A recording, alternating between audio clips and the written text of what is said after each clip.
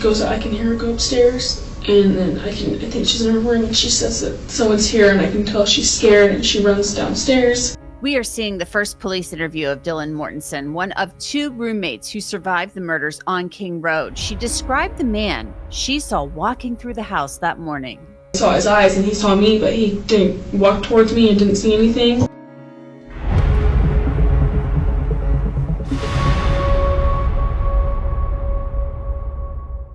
Welcome to Crime Fix. I'm Angenette Levy.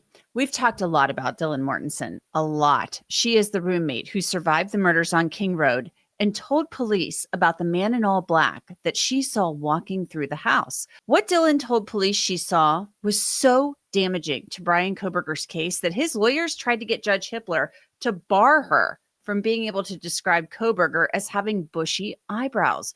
Kohberger has now admitted to murdering Maddie Mogen, Kaylee Goncalves, Xana, Kernodle, and Ethan Chapin back on November 13th of 2022.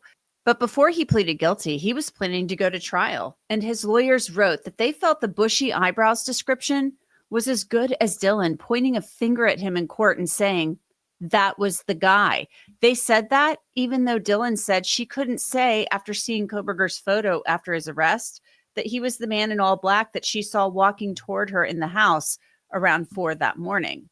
That's how worried Kohberger's lawyers were about her testimony. They even pointed to how much she had been drinking the day before to try to discredit her. Imagine what they would have done had she testified at trial. Kohberger's lawyers' efforts to have Dylan's bushy eyebrows description suppressed, it didn't fly. Dylan would have been allowed to testify about the man she saw in the house had the trial gone forward. Now we're seeing Dylan's first formal police interview after that 911 call. Last week, I showed you a 5-minute clip that appeared to have been recorded after the one I'm going to show you. But first, let's take a look at that body-worn camera footage from just before this interview. All I heard was I heard her go upstairs, like, okay, I'm going to go to sleep now because she's going upstairs. And you heard who go upstairs? Kaylee and the dog Murphy. And upstairs to the very top? Yeah, that's where her room is.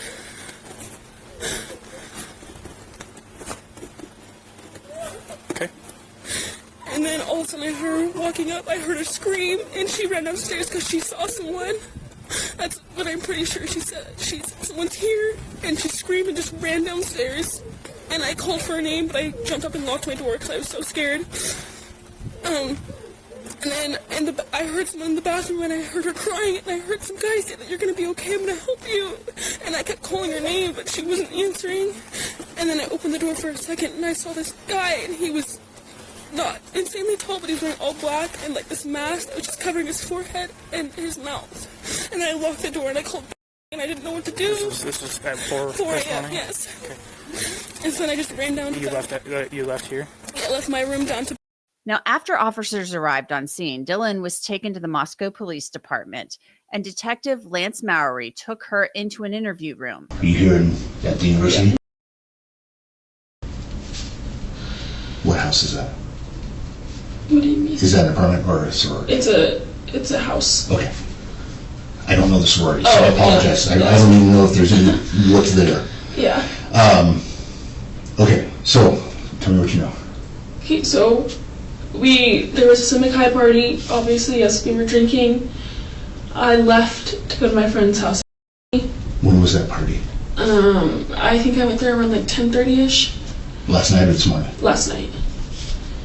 And then I went to and then me and my friend and then and then we just all went to bed. It was the house we went to for a little bit, and then it was just me like who came home, and then later. Okay. She's a girl. Okay. And are they all in the same place? She has. Okay.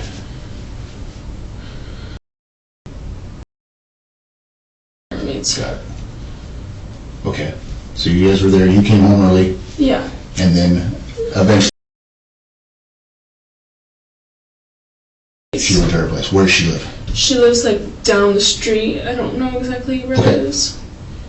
And then Maddie and Kaylee came home from the club. And then we all went to bed. What time do you think you got home? I think I got home around 12:30 to 1. Okay. In between there. And then what time do you think you came home? Like 10-20 minutes after I did. Okay. And then Maddie and who else came from the Kaylee. I think they came home like 1:32ish. Okay. And at that point, nothing... Nothing weird at all. Okay. Then everyone's asleep. At 4 a.m., I like look at my phone and I can hear Kaylee and Murphy like dancing. Cause I can tell it's her voice and that it's Murphy because he's barking. And then I hear her go upstairs because you can hear like everything. And I heard her say, "There's someone here," and I thought she ran downstairs. And then I jumped up and locked my door because I didn't know what else to do. If you count that initial discussion with Officer Nunez at the house, this is now the second time that Dylan has recounted what she saw to police. And it's very early in the investigation. It's probably just after 1 p.m. And that 911 call was placed from King Road just before noon. If you hear the audio drop, that's because the names of people who are possible witnesses are redacted. So Kaylee and Murphy. Murphy's her... Murphy, so Kaylee and is Kaylee's ex-boyfriend. They share the dog pretty much. And Murphy's the dog? Yeah. Okay. What is Kaylee's last name? Goncalves. Oh boy, spell that for me. Goncalves. And is she here today? No. Was she one of the ones that was hurt? Yeah. Okay.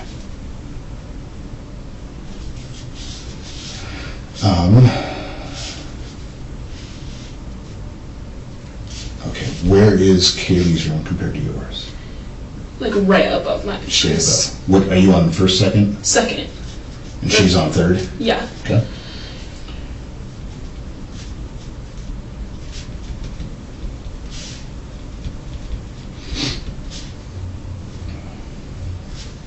And you said that Kaylee and share Murphy? Yeah. This? And is Jack Yeah. current? Yeah. He's ex right now.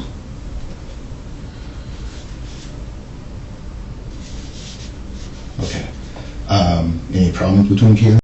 No. Okay. They're really good, like friends still. You still play with the dog and stuff like that? Every now and then, yeah. Okay. So, you hear Kaylee upstairs, she's dancing, playing with the dog, normal kind of thing, probably. Yeah. And then she says, "There's someone here." Yeah, when she goes out, I can hear her go upstairs, and then I think she's in her room, and she says that someone's here, and I can tell she's scared, and she runs downstairs. Where do you think she ran? I don't know if she made it past the stairs, Okay. or if it was in the living room. Okay. But you heard her, you heard her on the stairs. Yeah, I heard her running like super fast down the stairs. Okay. And then I didn't open the door, I just called her name, and then I called Xana, Kaylee, and Mogen on my phone.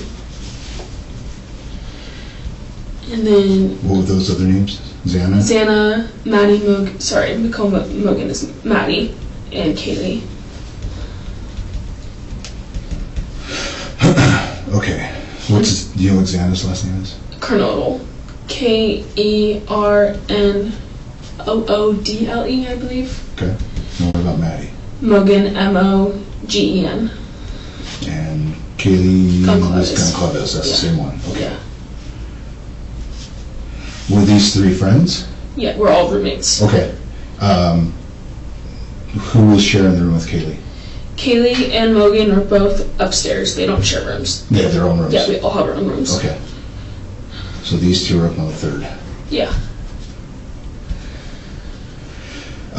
Where's Xana? That's my floor. Your floor. She's closest to the bathroom on my floor. By the bathroom. Okay. So Jack and Kaylee aren't an issue. No, they're not at all. What about for Xana or Maddie? Are there any guys that are an issue? Any girls that are an issue? No, Maddie has a boyfriend in Boise, super nice. Okay. Xana is dating Ethan, who was in the room with her. They're really nice too. So Dylan says there haven't been any issues with guys. Detective Mowry's just asking questions, trying to get basic information because it's so early on in this investigation. Idaho State Police have been called in to assist. Okay. I apologize. I don't know anybody's name or anything like that. So was Ethan, Xana, Maddie, and Kaylee all upstairs still? Are those the ones that got hurt? Those are the ones that got hurt. Okay. And then the other girl that's here, she's on the first floor. Okay. And with, was she the one in the yellow hoodie? Yeah. Okay. So she's over there.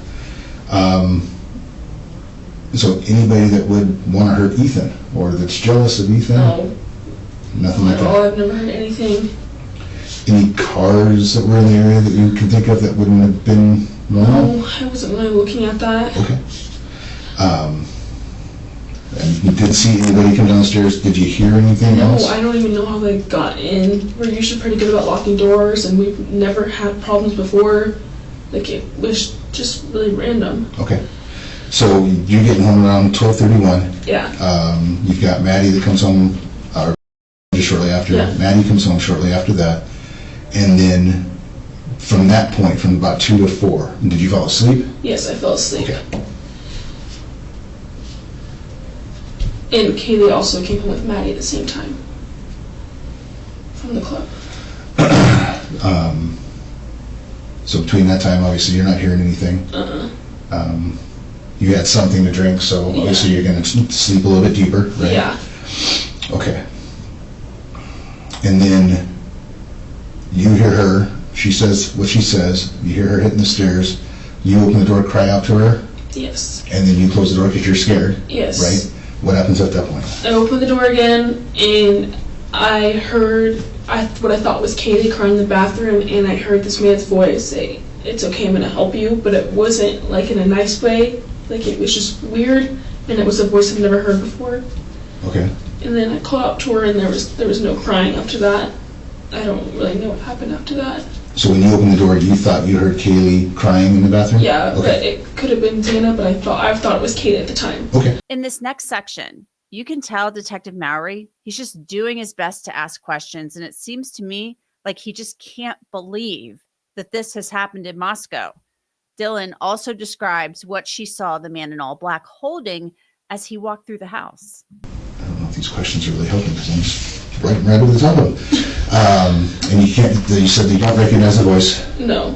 And then I opened the door again, and the guy is right there. And he's maybe my height, a few inches taller, not like skinny, athletic built. He has all black. He's wearing some masks that covers just his forehead and here, and it goes like around. He was white. He saw me, and I saw him, and he just left. And Okay. he was holding, it looked like it was this, and this was black, and I didn't think that it was a gun, but now I'm thinking that it probably was. But I was just in and out of it because I was so tired. You say this. Like, it was cylinder like this, and then it went straight out and then in. So I don't, maybe. Almost like a arrow or? Yeah, kind of. But Okay. it was weird. I couldn't really, I call it like a mini vacuum. I don't really know what it was. Okay. Then you say you're about your height. How tall are you? I'm 5'10", so he's probably around 6 foot. So he's going to be average height. Yeah.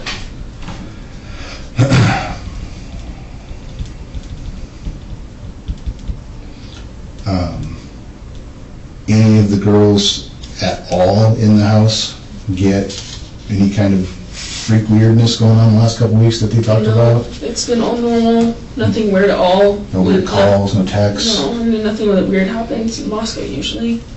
You heard Dylan describe the man in all black holding something that looked like a cylinder. To this day, we still don't know what that item was. Was it the K-bar knife? And the lighting and Dylan's mind thought it was a cylinder. We don't know. The only person who knows for sure is Bryan Kohberger, and he wasn't asked to provide details about the crime as a condition of his plea agreement.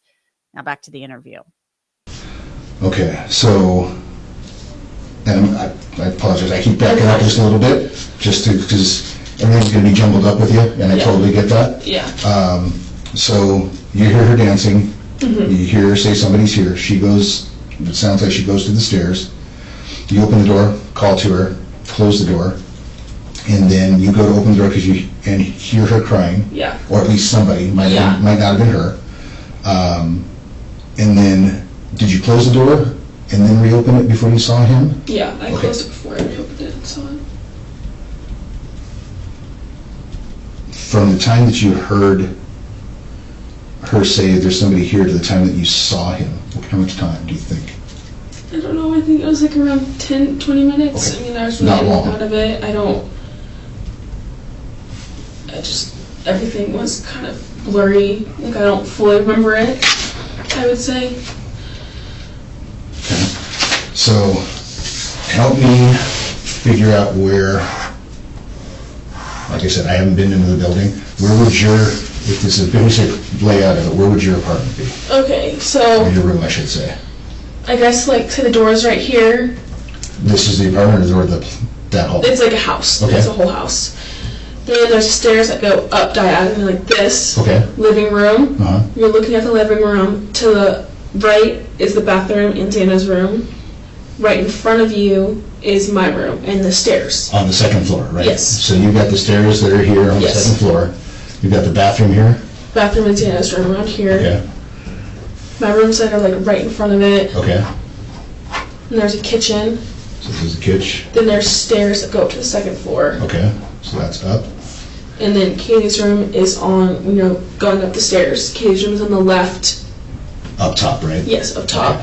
Okay. And Maddie's room is on the right.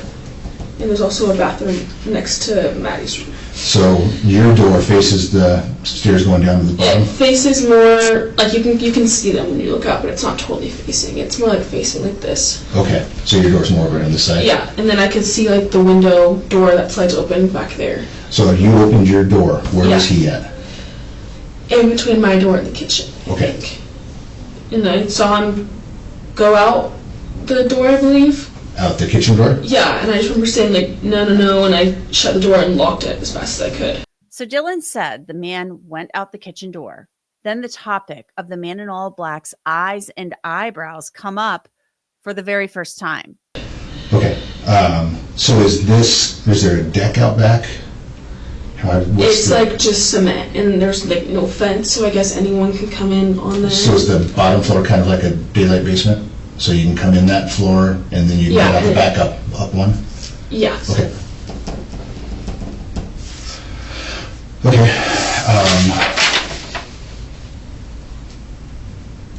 So 5'10", all black.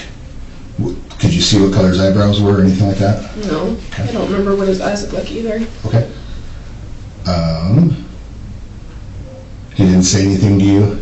I mean, I saw his eyes and he saw me, but he didn't walk towards me and didn't see anything. Okay. Which I found really weird. But didn't recognize eyes? Definitely a white guy? Yeah, definitely a white guy. Okay. Any smells, anything like that that would be weird? Mm-mm. After he left, what happened? I called me and it was like I heard a sound like a firework and I didn't like put two and two together, and so I told her like I called everyone, they're not answering, and I'm in and out of it. I don't think anything of it. I just think everyone's asleep, and I go to her room, we lock the door and just go to bed. Okay. And then this morning it's like 11 or 12 and we're calling everyone and no one's waking up, and we have like a really bad feeling. So I called Dano's room and he said you need to call the cops right now. Okay. He wouldn't let us see what happened because he didn't want us to see pretty much. Yeah. A couple of days after this, Dylan will tell investigators that the man in all black had bushy eyebrows. But right after the 911 call, she said she didn't know the color of the man's eyebrows or what his eyes looked like, but she said she knew it was a white guy. Didn't hear a car start up? Nothing like that after the fact? No. And then no one, has anybody seen anything on any social media posts? No. Anybody talking about anything? No. Okay.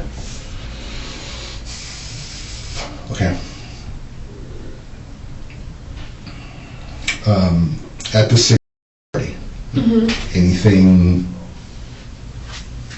weird, strange, not normal, Anybody get angry with anybody? Anybody? No, it was just normal. Like everyone seemed fine. Xana and Ethan were with me, and it was totally normal. Okay. Like there was nothing weird or out of place or suspicious. Nobody hooked up that might have a boyfriend that wouldn't be pissed off at him or something? No. Okay.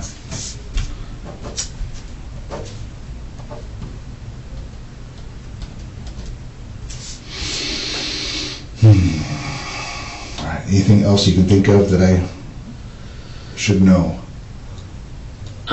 All that I really know was me saying that there was like a lot of boom, but I didn't hear it. Okay. And I don't really know how I did it because I was on that floor. Because you were just right below it, right? Below me, and Xana and me were on the same floor. So like Xana and me the same floor. And Oh, I get you. down here, and I guess. So Xana's in between the bathroom and the kitchen? Yes, pretty much. There's like a wall, and there's kitchen, Xana's room, bathroom. Okay. Now, this part of the interview wraps up. Remember, it's right after the police were called to the house. I will give you this, just in case you think of anything else, which Okay. is totally normal. Okay. To just have things fly in from out of nowhere. You'll Yeah. see a box of French fries and think of something. Yeah. Who knows what'll trigger it. Okay. Obviously, you guys have some resources on campus, like the CTC, right? Yeah. Take totally full advantage of that. Okay. All right. This is not a normal thing. This is not something that you can just power through usually on your own. Yeah. So definitely take the help. If you got any questions, you can reach out to us, obviously. Okay. I don't know who's going to be the actual lead investigator, but Okay. obviously if you call and say, my name is so-and-so, I talked to, Detective Mowry, and they'll patch you through whoever we need to. Okay. Anything else? No. Okay. I thank you for your time. Yeah. Take care of yourself. Okay. Okay? If you do get any weird text messages, calls, you think that somebody is behind you, following you, just do whatever you need to do to make yourself safe. Okay. Okay? Don't think that you're going crazy. Don't do anything like that. There's no reason to take chances. Okay. Okay?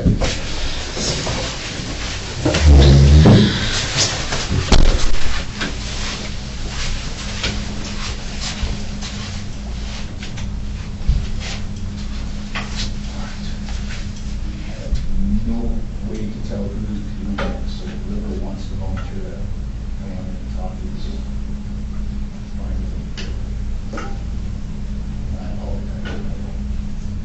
Sometime after this, Mowry and Dylan return to the room to talk for just a short time. She's the only person alive who saw this man in the house. So I think that somebody might have said something that you said. I think what maybe it was. Did you have, or in the recent history, have anybody that you thought might have been stalking you, or that was just acting weird?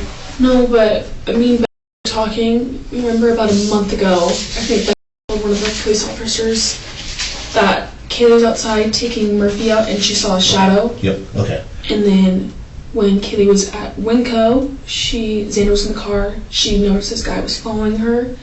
She got what she was getting, put it in the car, and she could see in her mirror that the guy was behind her in the car. Okay. So obviously he was trying to follow her. And then that was about 2 or 3 weeks ago. Dylan had told Detective Mowry that they were good about locking doors, but then she told him more information about the doors in the house. And then about a week ago, our door is broken, but me, Maddie, and Ben came home and the door is wide open. And obviously, yes, the door is broken, but that could also be something else as well. With the front door? Yeah. Okay. Did you ever find the back slider open or anything? Is that usually locked? What's the condition of I that? mean, we're pretty good at locking it. I don't think we locked it last night. And it sounds like the code is fairly well known to the front door by people. I mean, only people that know us, random people would not know, but Okay. Right. Yeah. Because Hunt said he knew it. Yeah, he does. Obviously knew it because it sounded like she was going to move in with you guys, Yeah. possibly. Doesn't sound like he knew it. Mm-mm. Okay. Did Kaylee ever say anything or report that weirdness to anybody else other than you guys? No, because I mean, you can't.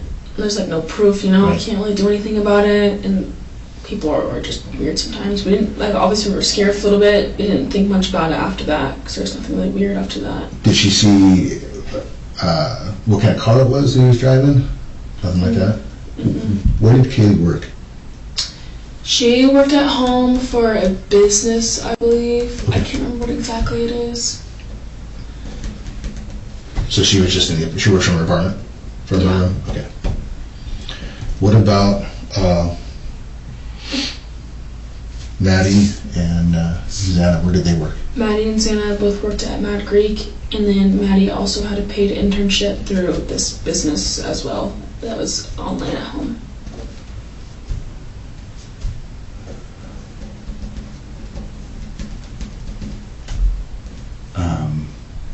Who would know what that business is? How would I be able to figure that out? You might know. Okay.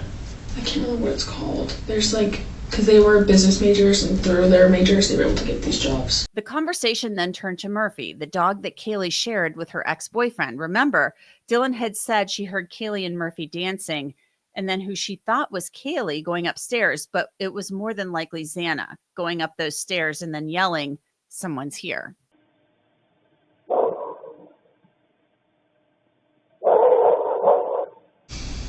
Did you hear Murphy barking or doing anything? Yes, he was barking a lot.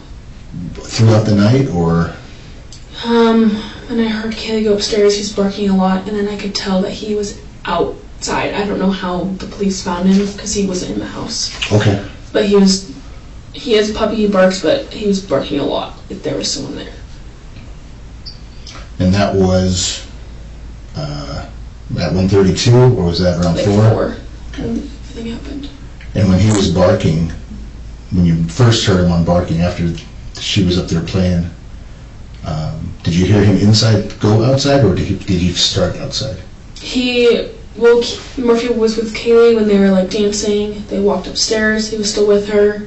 And then when she would yell, "Someone's here," he started barking in the house. And then I believe the slider door was open, and I think he went out that way, because I could tell like the sound of his barking was getting like more distant. Do you think that Murphy would have went after him, whoever he was? Maybe, but I mean, he's a puppy, he doesn't fully know that yet. No, he would just be, if anything, probably playing with him. Yeah, I don't know. When the guy in black left, did he close the slider, or did he leave it open? I don't know. I just ran downstairs. Perfect. Okay.